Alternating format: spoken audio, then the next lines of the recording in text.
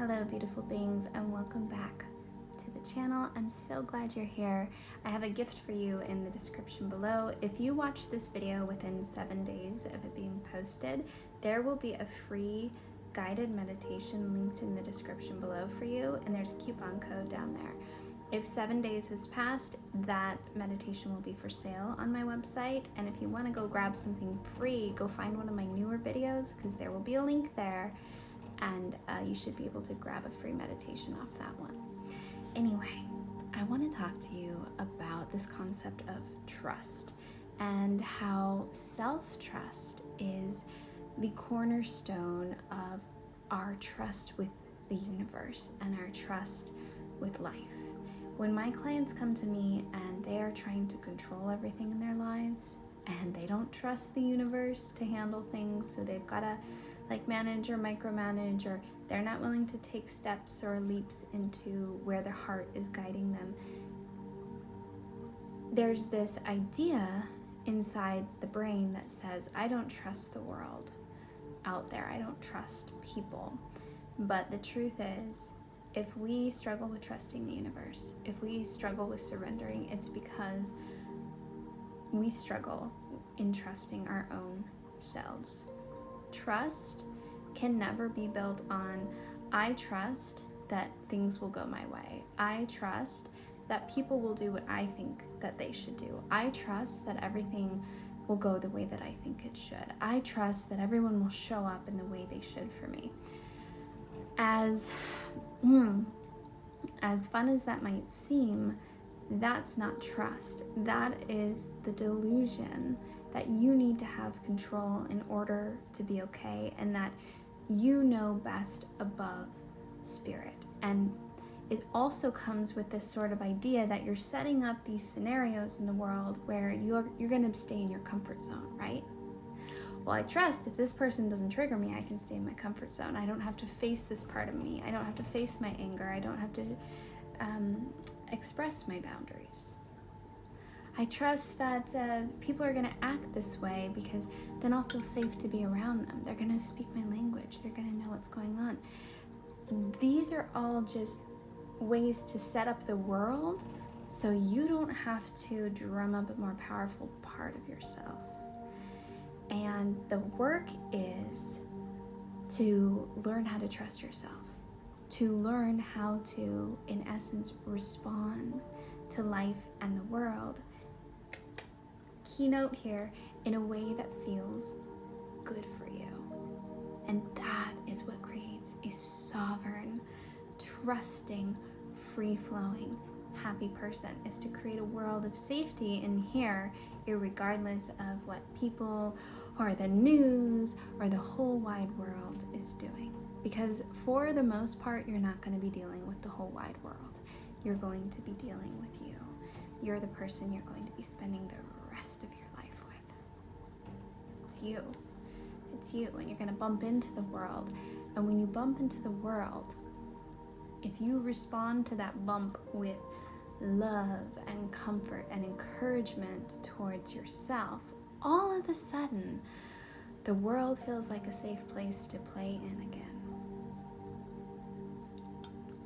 So, if you can be gentle with yourself when it comes to judgment or criticism, you will have the courage to go do that thing, to go get that certification, to go put yourself out there, to call in your own clients, to level up in the workplace, to put your art out there, to go for it.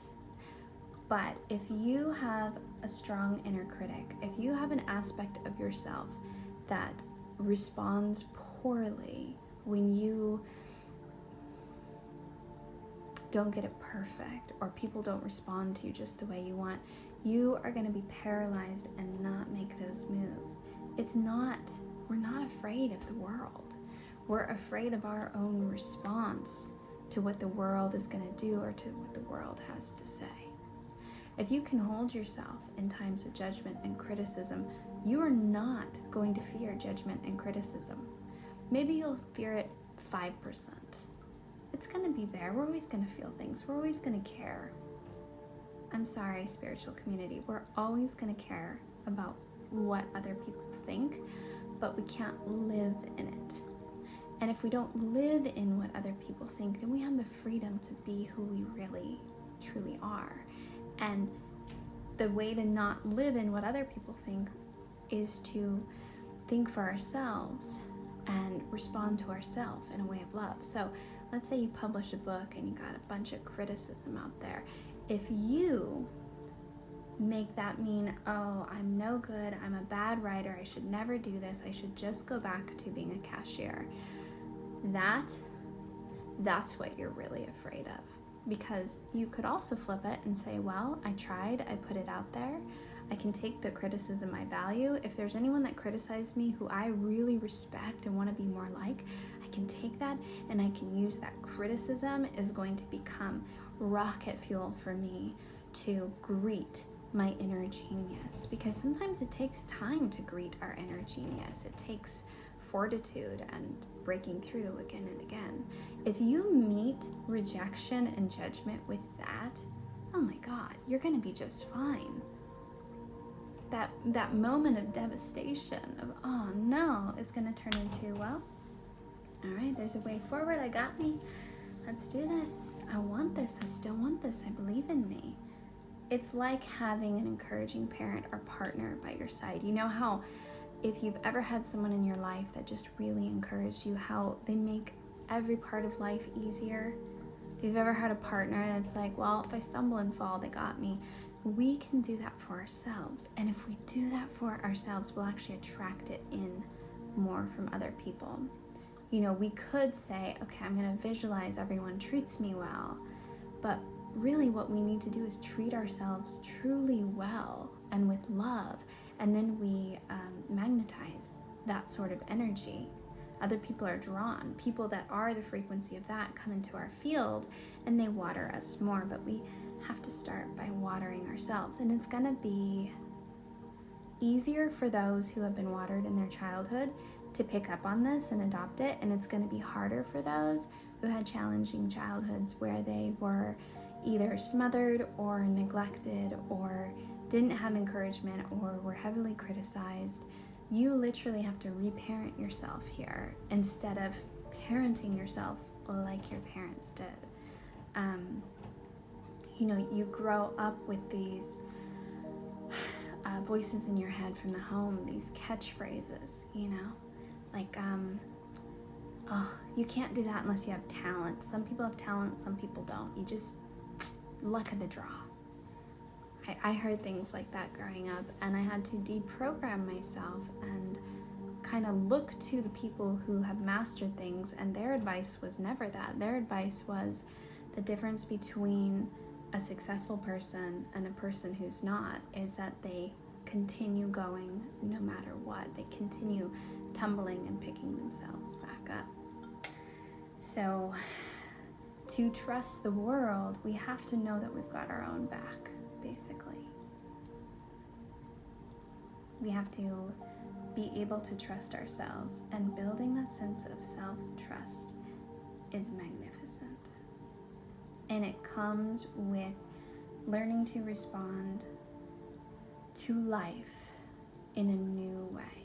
So the next time you feel something came your way and it hits you out of left field, whether it's something in a relationship or in your work or in your family dynamic, whatever it is, the next time something starts feeling really bad, something on the external feels bad, pause and say, how is the very best way I could be with myself? What would my ideal parent or partner say to me right now? What would they encourage me to do right now?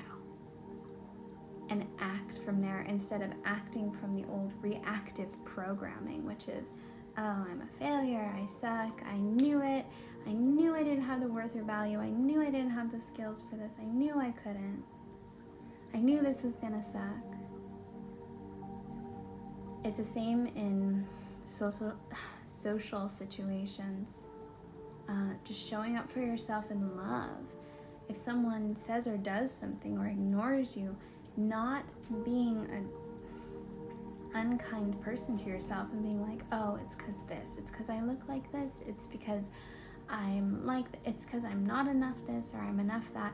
That sort of dogging down on yourself, that's why you don't trust the universe. Because when life happens, you, the universe, you come down on yourself. You can handle life. You're not afraid of life. You're afraid of your own retribution. And when you switch that, and you can't control the world, but you can, you have every autonomy over your reaction and your response. When you get this and start doing it, just applying it little by little, you're going to start going, whoa, it's not so bad. I can get out there.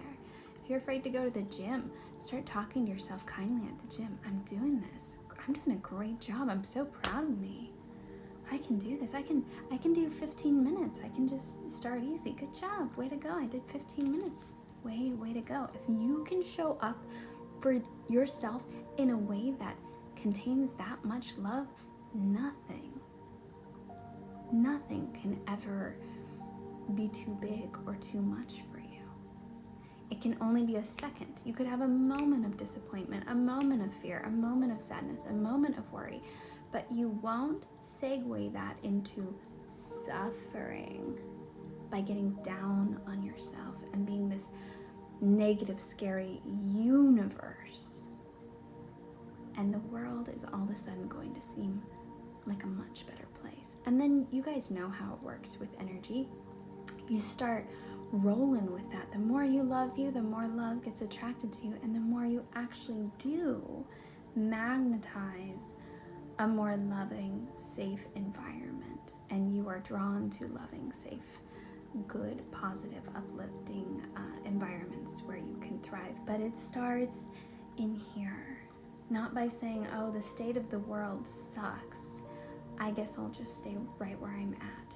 But by saying, how I feel about the world shows me how I feel towards me. It's a reflection of my relationship and my own self-trust. And self-trust, you know, I'm building a program, a self-love program that is all about healing the inner child and developing self-trust with yourself. But I'm going to share with you guys a few ways to build your self-trust today. Commit to yourself. Commit 5, 10, 15, 20 minutes a day to your own inner journey and stick to it. When we commit to ourselves, something that's good for us and nourishes us, and we follow through, we build trust. It's the same as with any relationship. When someone says they're going to do something and then they follow through, and they keep doing that, they say they're going to do it, they follow through, you know what kind of relationship that is. You start feeling, wow, I can really rely on this person. I really trust this person. We lie to ourselves. We're like, oh, I am going to take that time out to meditate. I am going to do those things that are good for me. Yeah, one day I am going to do that thing that's really fun for me. I am going to do my art. And then we don't. And you know those people that promise you things and then drop and forget it. And worse, they break their promises and then ask more out of you, which is what a lot of people do to themselves. They break their promises. I'm gonna do my painting. They never paint, and then they say, actually, I'm gonna make myself do this big checklist of things I don't really love. So making little promises to yourself of self-love, self-nourishing, it can be 5 minutes a day. That's gonna be a foundational way to build more self-trust and more self-love every day and make the world feel like a safer place. Okay, you guys, thank you for tuning in. I hope this helps you grow. I'll see you in the next one.